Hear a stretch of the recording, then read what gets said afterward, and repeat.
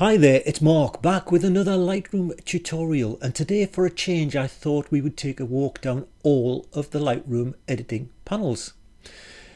But not to stop and stare and wriggle every slider and understand what everything does. Instead, I thought I'd pick one, possibly two tips, tricks or techniques from each panel and share them with you.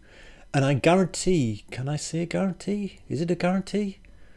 I kind of guarantee, fingers crossed, or can't cross my fingers, still got a broken one. Kind of guarantee there'll be one in there you won't have done before, and because it's a little bit fun, depending on which picture you're editing, you might well want to play with it.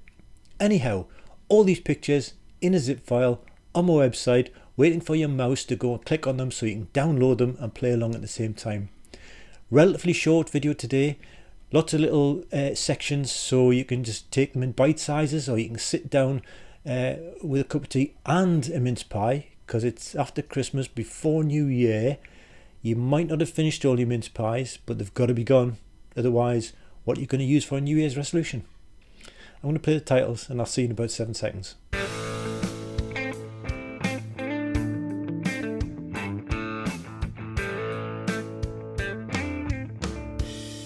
Okay, let's get cracking and run down this list. And the observant of you might have realised that this list is not the same as yours, or probably isn't, because I've got calibration second. I use calibration often. I used to use it a lot more when I had some cheap ND filters that used to put a colour cast on my pictures, and I'd use calibration to remove colour casting and so on. I've got a video all about calibration if you want to have a dig around my channel. But if you want to change the order of your panels, or indeed if you never ever use calibration, or you never use lens corrections and you want rid of them just for now, just right click, customize the develop panel and uncheck the ones that you don't want to see, move around the order of the ones that you want to change, and press save. And when you restart Lightroom, they'll be there. And don't worry, you can always get them back by just coming over here again, right clicking and going back in to customize the develop panel. That wasn't one of the tips. The first tip is about the basic panel, and this is our picture of Alicia, who is a friend of mine, great dancer, great model, and can speak many languages. And of course she's sporting the studio merchandise, which is nice. So on the basics panel, I thought today we would look at this particular tip. We all know auto is a great place to start if you're not sure and you're just doing basic editing. You're not doing something creative. The distinction here is basic editing using auto is about letting Lightroom balance the picture properly, the overall exposure. But you might want to deliberately put some color tones in or whatever. So that isn't covered by auto. Auto will always just try and get a balanced exposure, invariably finding the white point and the black point of your picture. The white point is the point with which, if you go beyond, then you lose all the detail in the white. It's just pure white, there's no detail at all. And the black point, if you go beyond, it's just pure black, there's no detail at all. If we, for example, bump that right up and bump that right down, you'll see all the whites, there's no detail left in there. The blacks, there's no detail left in there. So the first tip kind of does a few things, is let's reset this whites. Now we can actually just drag it back down, or you can just double click on the word whites, double click on the word blacks. You can double click on any one and it'll set it back to where it was in the middle, which is sometimes a lot easier than finding it, especially if your battery's running down on your mouse. But you can't just double click to reset, you can double click to set. So if I want to find the white point, I haven't used auto, I want to find the white point, I can just hold down my shift key and double click white. Hold down my shift key, double click black. Hold down my shift key, double click exposure, and it'll set it. Exposure didn't change there. Why? Because I'd already clicked auto and exposure was already set. Resetting things, I've already said you can actually double click on a word, but you can double click on a group. So if I want to reset everything in tones, or let's say I've added some spurious slider changes here and I want to reset everything in the presence, I just double click on presence, double click on tone, double click on white balance would reset that. In fact, if you hold on your Option key or Alt key, you'll notice these words change to reset whatever. And then you would single click. So you can either hold down your Option or Alt key and single click to reset the panel, or you can just double click. It's 6 and 2 3s. So that's my first tip, how to individually target what auto would have put on to individual sliders just to get you away from an edit from scratch. Calibration panel. So what would I use calibration for? Well, I said in the introduction I would use it to remove color casts, and that is true. You can use it for that, and it's very, very effective. Let's have a look at the panel. But one of the things I might encourage you to do is to actually use some of this to color grade. An example would be to get an orange and teal look. You can slide the red over to one side and the blue over to the other side, and you start getting an orange and teal look. So before and after, using the backslash key, and there you go. You can color grade to a degree with these, but be subtle. It is useful for getting autumnal tones, jade blues, and so on nicely rendered in your pictures.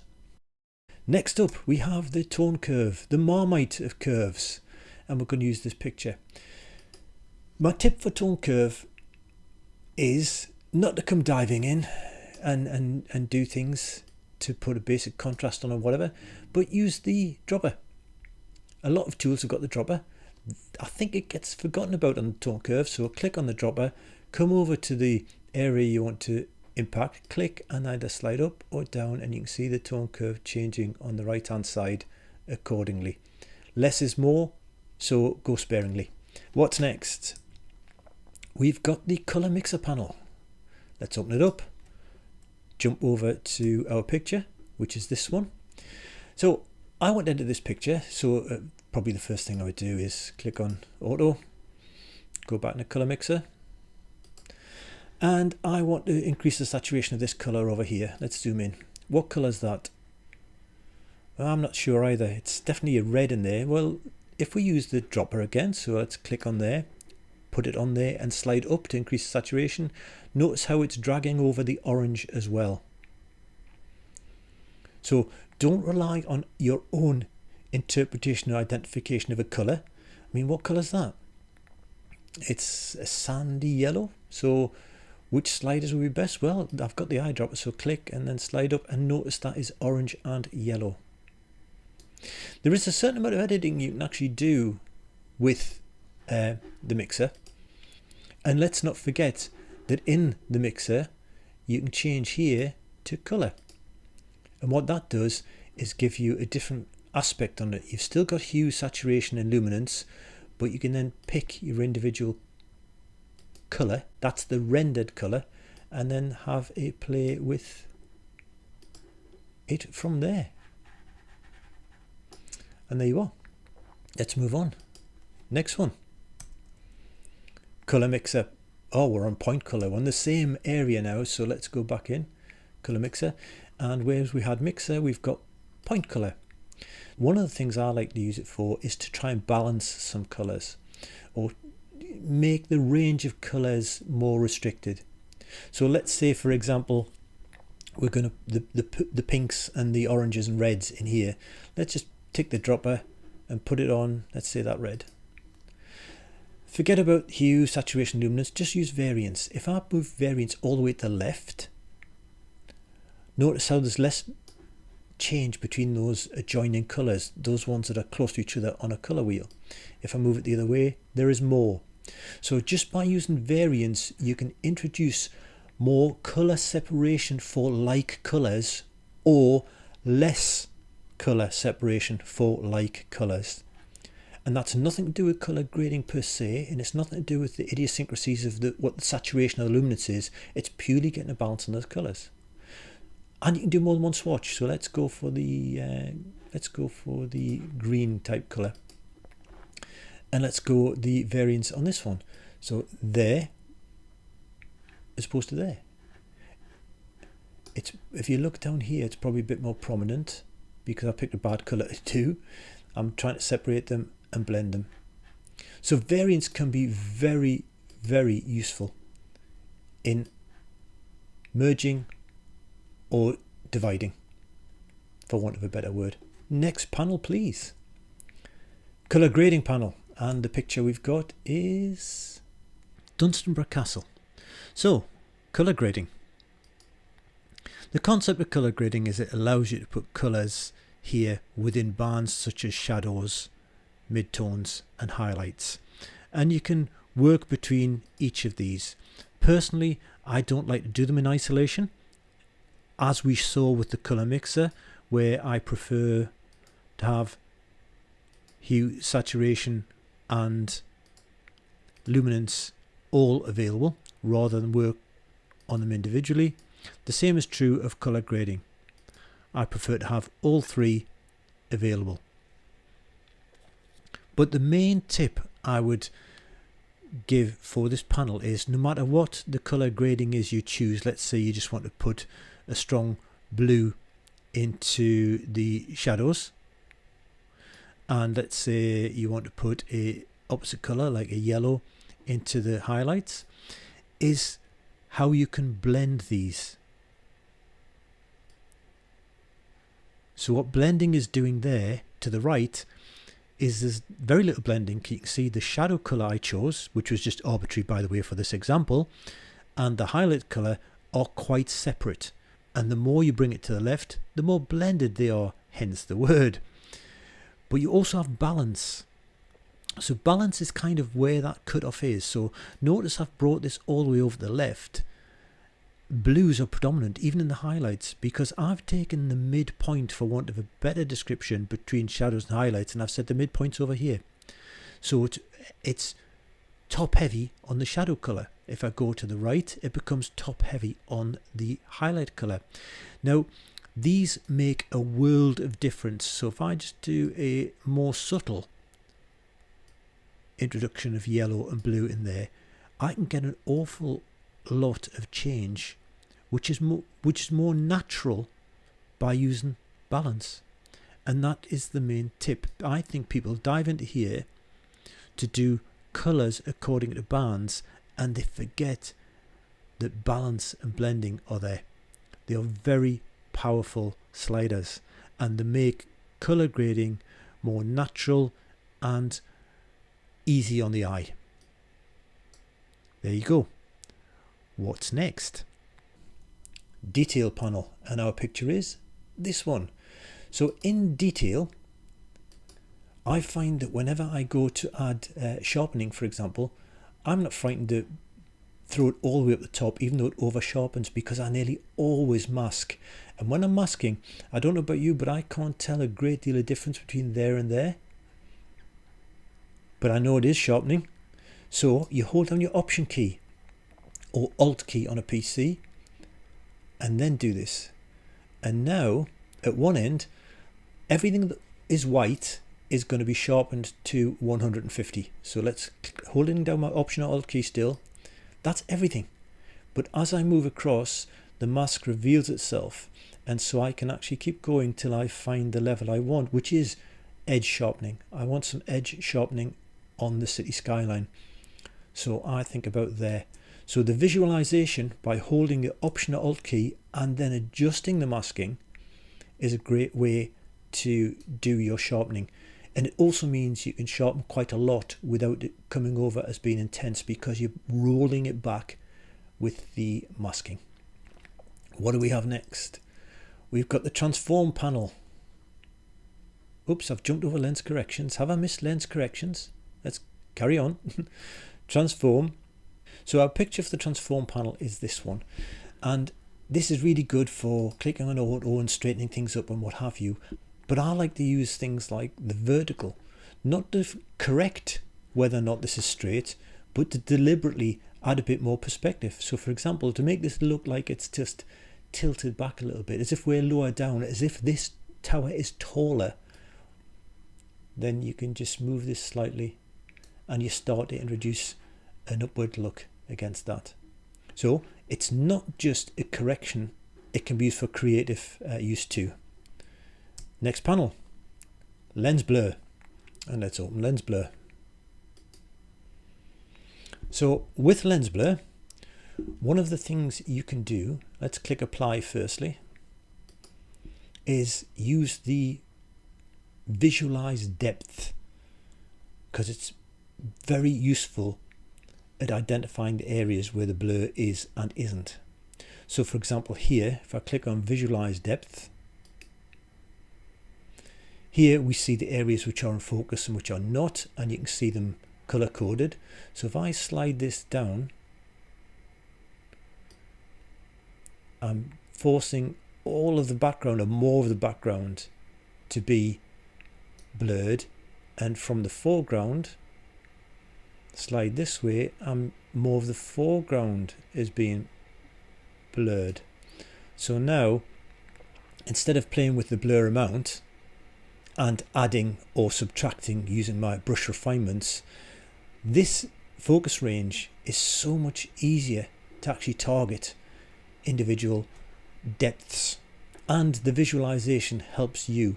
We can tell that's the background, we can tell that's the foreground, but Adobe might not in every case. So by virtue of the fact that Adobe then color codes it for us, we can actually see what it is thinking is the depth range of this picture, and therefore we can better fix that focal plane within front to back. Next picture, the effects panel, and we've got this one. So with the effects panel, and I always use this just for a little bit of vignette, what I have started using this for is to add grain. So let's zoom in a little bit and add a bit of grain to this picture to make it look a little bit more like an old film type look. It's subtle, but you can also change the size of the grain and such. But don't forget, you can add grain. And if you combine that with perhaps a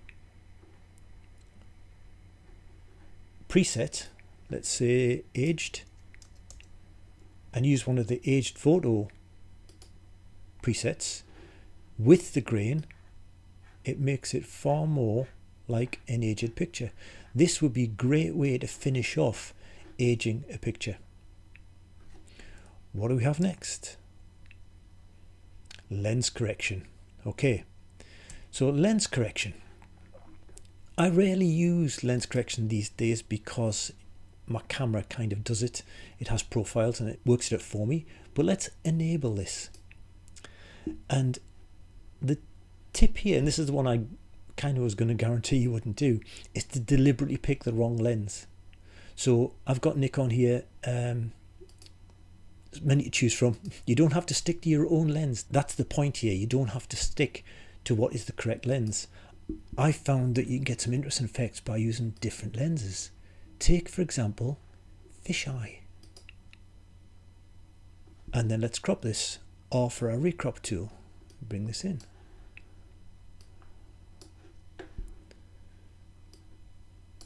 And this has made an interesting curve and sweep of the water in this particular instance. Now obviously this will vary from picture to picture, what the composition of the picture is and what the lens effect is, but it can also be quite fun and add a bit of a quirk dynamic to some pictures. Take this picture again, for example. Let's enable this lens correction and let's stick fisheye on this one.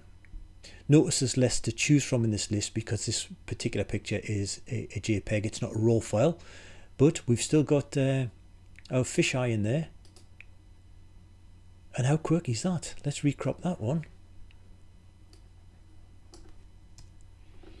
There you go. Massively different effect rendered here. It looks far more extreme than the previous picture, but that's just because this will vary picture to picture. It's quirky, and I think this is quite fun. And that's it. I think I've gone off the end. I thought I'd missed lens correction, but obviously I'd saved it till the end. So there you are. We've been through each panel, and there's one or two tips or tricks in each. I hope you found some of that useful. Let me know if any of that is new to you and whether or not you had any success with it. And if you did find any of that useful, click on the subscribe button and click on the bell to be notified of future releases. And let's see what 2026 brings us. Happy New Year, everyone. Bye for now.